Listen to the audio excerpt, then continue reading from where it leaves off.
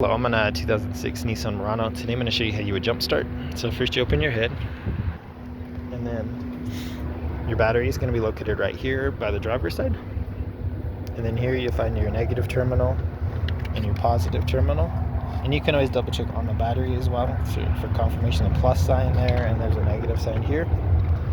Next I would double check for any corrosion, which is a slight amount there, but typically you can clean it off with a rag or a good brush. Clean these off well, and then also make sure they're attached very firmly. So if they're not tight, tighten them up, and hopefully that's helped fix your issue. But at this point, then with your jump box or your jumper cables, I would attach your positive to the clamp directly to the metal here, and then the negative clamp directly to the negative here.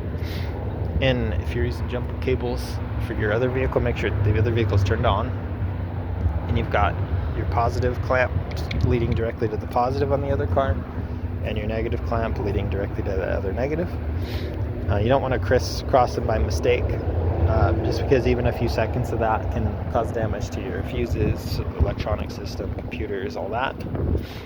But all that said, once you've got a good connection and they've been connected for a few minutes, hopefully that's enough to get you started.